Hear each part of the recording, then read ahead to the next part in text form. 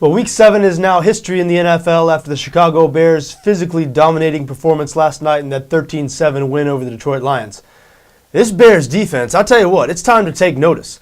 Heading into last night's game, number 1 in the league in points allowed, number 1 in the league in rush defense, and they looked like that type of defense last night. The Detroit Lions came into that game second in the league in pass yards per game. We know this Lions offense can be explosive. We know they've had trouble this year, but still, they can be explosive, and they were absolutely shut down by that Bears defense last night.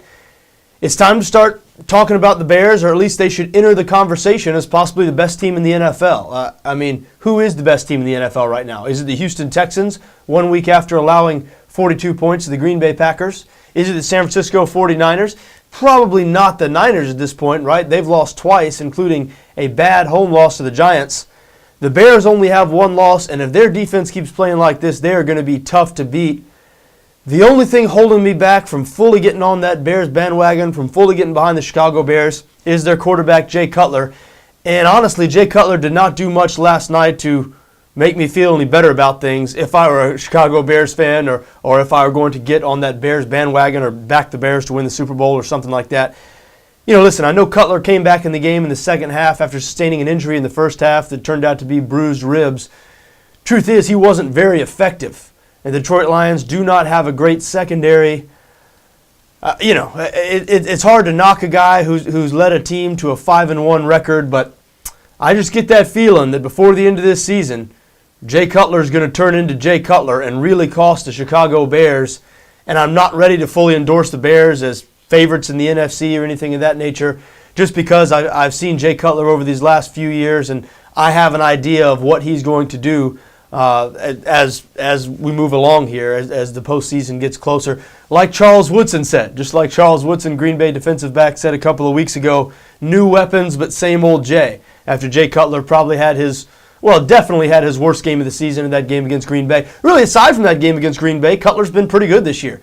It's just that we've seen him look like that.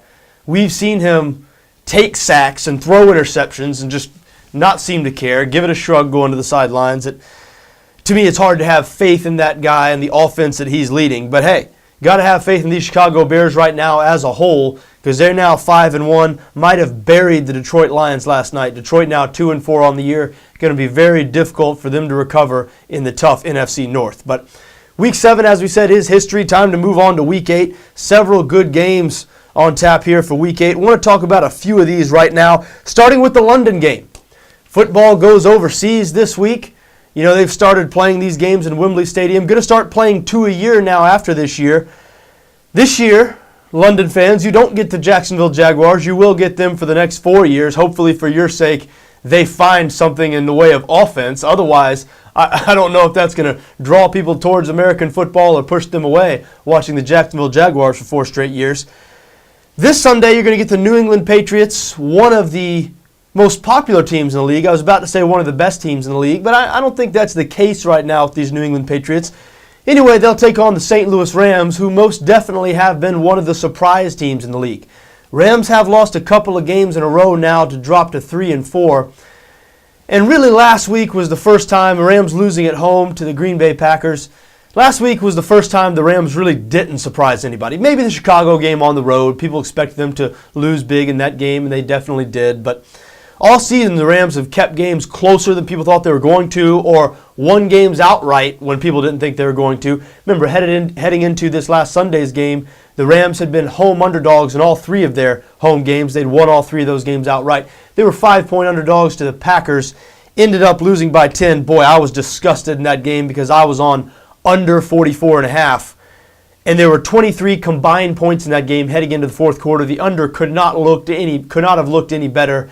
Those teams combined for 27 points in the fourth quarter, including a meaningless touchdown by the St. Louis Rams to end the game with like 10 seconds left. So, disgusting outcome. It's hard for me to talk about that Rams-Packers game without thinking about that. But for the first time, that removed, because that doesn't really matter in the grand scheme of things, for the first time, the Rams went up. They were at home. They went up against a team. They were underdogs as usual. Rams been underdogs in all their games this year, but most people, I guess, thought the Packers should beat the Rams by more than 5. The thing that was holding everybody back was the fact, the Rams were, 5-1 against the number. this season heading into that game, and they had consistently exceeded expectations. So a lot of people thought, can it be again? Are they going to beat Green Bay or keep this one closer than 5? That did not happen. And again this week, we see New England installed as a 7-point favorite on BETDAQ in this game. I think this is another case where outside looking in, especially, it's a neutral site. It's not like there's a home game for the Rams. I think a lot of us think, New England should be able to beat the Rams by more than 7 points, right? I mean, New England has a great offense. Now, I know the Rams are really good on defense, especially in the secondary. But New England has a great offense, and the Rams really don't have much on offense. I mean, they just struggle to generate points. We've talked about the St. Louis Rams team, the lack of weapons they have at the wide receiver position, especially now without Danny Amendola. I mean, I believe the Rams are going to sort of try the same game plan they've been using throughout the year, try to be very conservative on offense, eat up some clock, shorten the game, keep the opposing offense off the field by running the football. And they should be able to run the football with some success on New England. But will it be enough to win the game? I don't think so. Will it be enough to keep them within 7? You'd have to say right now this looks doubtful. Again, it's dangerous underestimating this St. Louis Rams team because people who have been betting against them all year have regretted it because the Rams have been a great team to back this season. And New England, as we talked about again in our recap that we did yesterday, I guess, a couple of days ago maybe, we were reminded again in this game against the New York Jets, and we've been reminded several times this year, this last week, the loss on the road to Seattle and their rookie quarterback, the home loss to Arizona. Maybe this Patriots team just isn't the team that we thought they were coming into the season. I think we might be overrating this Patriots team a little bit. They're really starting to show cracks the last couple of years. I know last year showed cracks. They advanced all the way to the Super Bowl, but obviously they had a bad defense last year. And something about this Patriots, this team, this year, they haven't been a good team to back particularly. They seem to be consistently disappointing, at least relative expectations. I mean, they're in first place in their division, so they look on track to once again be a playoff team. There doesn't appear to be anything wrong with Tom Brady in that offense. But just like we saw last week with the Jets, just like we saw the week before last, just like we saw a few weeks before that with the home loss to Arizona, something about this New England team is not quite right. They're definitely not the dominant, dependable team that they were a couple of years ago. Still, as 7-point favorites against Arizona in London right now, and it's very early in the week, you have to lean towards New England in that game, right? I fear, though, that everybody's going to be leaning towards New England in this game. This feels like a game where the public is going to pile on the Patriots. We'll see how that happens as the week progresses. Another game, maybe the most interesting game of the weekend, or maybe the second most interesting game. We'll get to a game that I think is the most interesting here in a minute. Atlanta Falcons, the only undefeated team left in the league, going on the road to take on the Philadelphia Eagles. Philadelphia currently installed as a 1-point favorite in this game on BETDAQ. Both these teams coming off a bye. This will be the Eagles' first game without defensive coordinator Juan Castillo, who was fired. Todd Bowles promoted to defensive coordinator, so the Eagles will have a new defensive coordinator. But when you look at it, is it the defense that has really been the problem in Philly this year? I mean, their offense has been extremely, extremely disappointing. And it hasn't just been the turnover problems. And they've had serious turnover problems. Michael Vick, their quarterback, not able to protect the football. But even without the turnovers, they just haven't been the same explosive unit that we've been used to seeing over the last couple of years. Been held under 20 points in all but one of their games this season, I believe. All but one or all but two. I believe all but one of their games.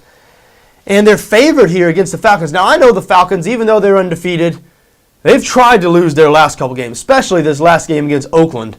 They really snatched victory from the jaws of defeat in that game, really outplayed the whole game by an Oakland Raiders team that's not very good. So I think a lot of people think that sort of the time is now for the Falcons. They've been beating around a loss now for a couple of weeks and going on the road, facing what most people think is a quality opponent. Maybe this will be the week that the Falcons do lose, but is Philadelphia a quality opponent? I mean, we know the 3 wins this season have come by a combined 4 points, 2 1-point victories and a 2-point victory. They've now lost 2 games in a row to fall to 3-3 on the year. I just feel like the Eagles might be getting a little too much respect in this spot. Now, they have been absolutely great coming off a bye and Andy Reid's tenure, and we can't forget that. They are coming off a bye here. They did fire the defensive coordinator, as we mentioned, so maybe that'll help the defense, certainly give them a new spark. You would think it would light a fire under them saying, hey, he's gone now, so if you guys don't perform now, it is on you. But again, this defense had improved this year from what they were last year. So not sure the defense was the main problem. Now, the Eagles' defense hadn't been great. They've allowed crucial fourth-quarter scoring drives in each of their last 2 losses.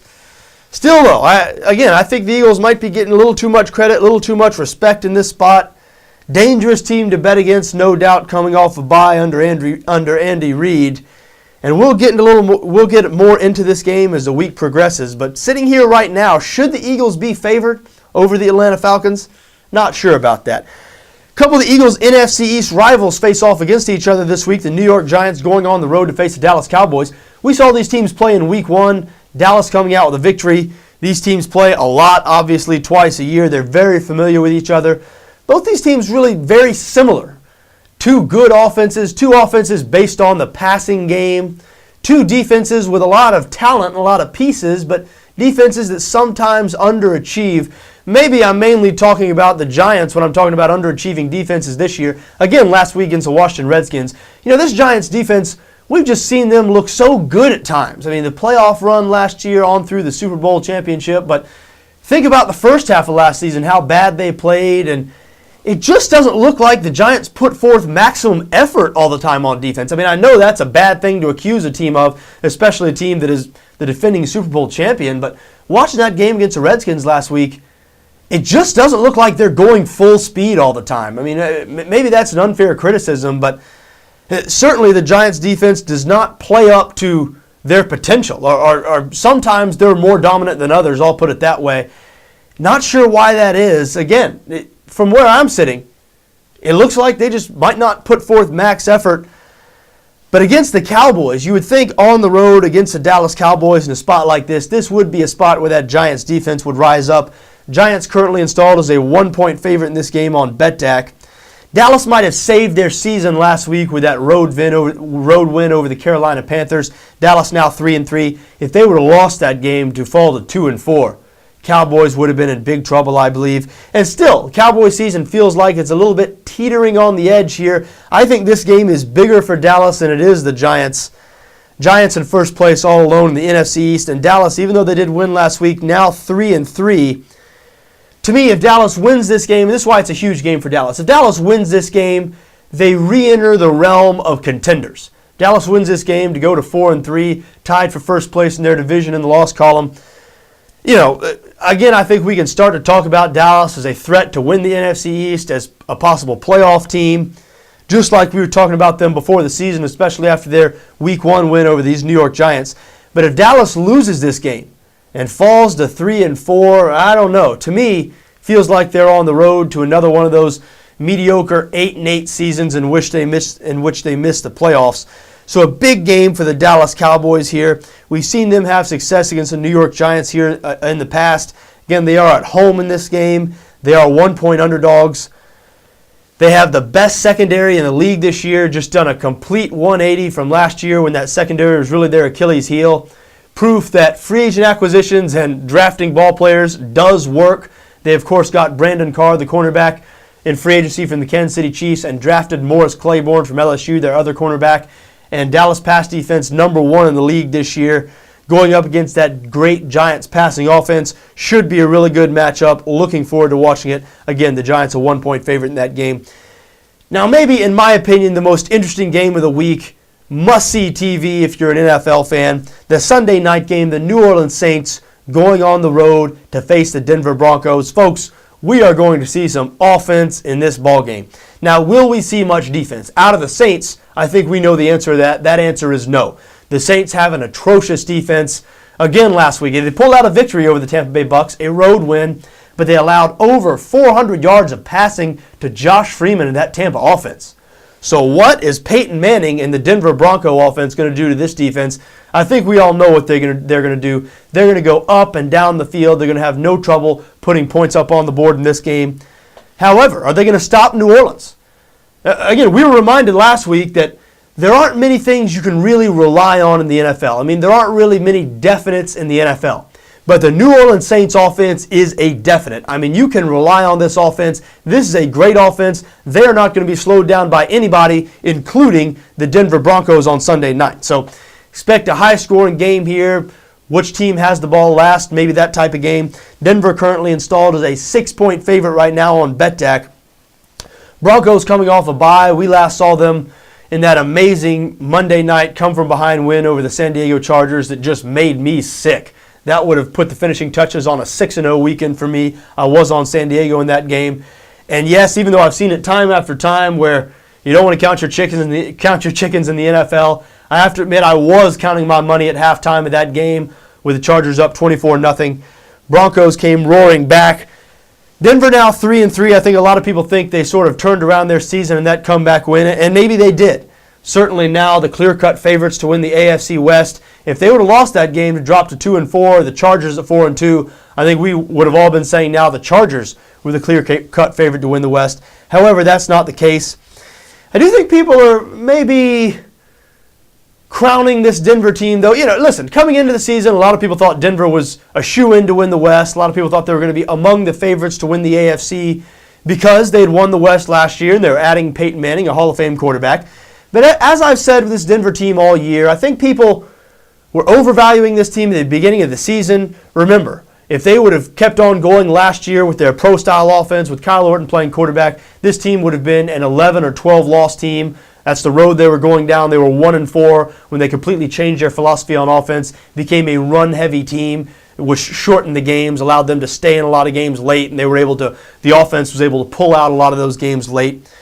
So I think coming into this season, a lot of people were thinking wrong about Denver. I think closer to the reality was Peyton Manning taking over a 10 or 11 loss team and improving that team. And I think we've seen proof of that this season. Remember, even though Denver won this last game, even though they're now 3-3 on the year, in 4 out of their 6 games, the Denver Broncos have fallen behind by 20 points or more. Let me repeat that. Denver has fallen behind by 20 points or more in 4 of their 6 games this season. Now, they came from behind to win one of those games last week. And in the other 3 games, they came back and at least made it a game in the fourth quarter, but still, good teams do not repeatedly fall behind by 20 points. That's just a fact.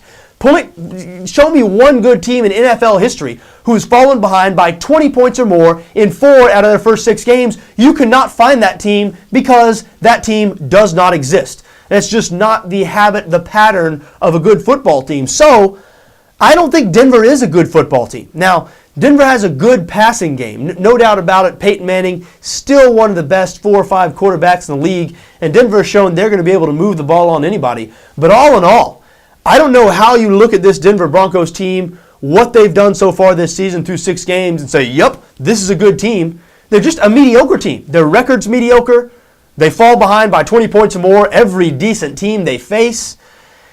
And the Saints, even though they're 2-4 with that offense, you'd have to guess the Saints are going to lead this game at one point. As a matter of fact, if I were a betting man, which of course I am, and if I could find this bet, I think at some point in this game on Sunday night, the Saints are going to hold a double-digit lead.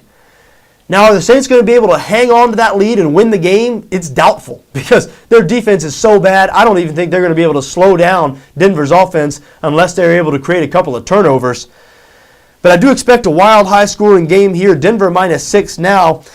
That line doesn't look good enough for me to jump on the Saints. But I'll tell you what, if this line gets to 7 or more, if it breaks that 7-point barrier, I think the New Orleans Saints all of a sudden become a very attractive option on Sunday Night Football. But anyway, should be a really entertaining, high-scoring game on Sunday night. As a matter of fact, if the NFL wants to grow football in Europe, maybe they should be sending the New Orleans Saints and Denver Broncos over there instead of the St. Louis Rams. Now, I know New England is another exciting, high-scoring team, so can't go wrong there.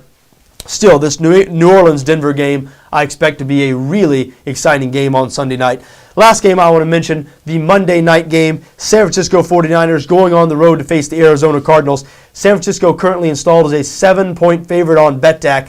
This line opened as San Francisco -4 in Vegas. Quickly was bet up to 6 and 6.5 in most places. There's only a couple of spots in Vegas where it's gone all the way to 7 now. It is at 7 on BETDAQ. Listen, the Cardinals, even though they started off the season, they were the surprise team in the league. I think a lot of people think now, especially after their loss last week to the Minnesota Vikings, the Arizona Cardinals have really come back down to earth. I think if you polled a lot of NFL football fans, I think that right now, again, they would bet that Arizona would miss the playoffs even though they still have a winning record. So I think those people who got on the Arizona bandwagon through the first 4 games of the season, seeing Arizona win these games with a great defense and an offense that was just doing enough, I think a lot of those people are now stepping off the bandwagon. John Skelton now the quarterback instead of Kevin Cobb. Not that that's a great difference there, but Skelton did not play particularly well last week on the road in Minnesota. Arizona just doesn't have much offense. Total's extremely low in this game. Total hasn't been released yet on BETDAQ, but we're seeing it 36.5. Some places out in Vegas, 37. So 2 really good defenses here. 2 offenses that have the same MO, conservative, try to win with a run game. The Niners clearly have a better offense. They're just better at it than the Arizona Cardinals are. So listen, Arizona has been a good home team this year. They've been a dangerous team, certainly, when getting this many points. So this might scare a lot of people away from this game, seeing that San Francisco is giving a touchdown on the road. Could turn out a lot like last week's game, the San Francisco-Seattle game, a really close, low-scoring game. And certainly in that type of game, you would want to be backing the team that was getting a touchdown or more. But something tells me that we might have seen the best of the Arizona Cardinals this season, and something tells me that San Francisco might return to that dominant brand of football they had played throughout most of the year. So an early lean, and again, we're still 6 days away from this game, so I certainly won't be making any bets or any final decisions on this game right now, but I do have an early lean towards San Francisco in this game. I think the better team's going to win here, and just a guess and just an early lean right now, but I think the better team is going to win by more than 7 points. So there you have it. There's a few of the best games this weekend, a few of the highlights I saw. Of course, we'll be previewing every single one of these games throughout the week on BETDAQ NFL. If you haven't checked out BETDAQ NFL yet, wholeheartedly encourage you to do so. Click around, got everything you'd want on there if you're an NFL fan, if you enjoy NFL betting, and anything we don't have on there, anything that you'd like to see us do better or you'd like to see us change about the site, hey, just let me know. I'm open to suggestions. John@BETDAQNFL.com is my email. That's JOHN@BETDAQNFL.com. You can also reach us at Twitter @BETDAQNFL. We do hope to hear from you. We do hope you check out and enjoy the site. Hope you check out these game previews. We'll be putting on all these games as the week goes along. Until then, until you see me on the game previews, or maybe you visit me on our live Sunday show. We do live stream here right from the BETDAQ NFL War Room. We have every game in front of us every Sunday, 1 o'clock this time, maybe 6 o'clock your time. But until we see or speak to you then, or until you see me on the site throughout the week, I'm John Arnette for BETDAQ NFL.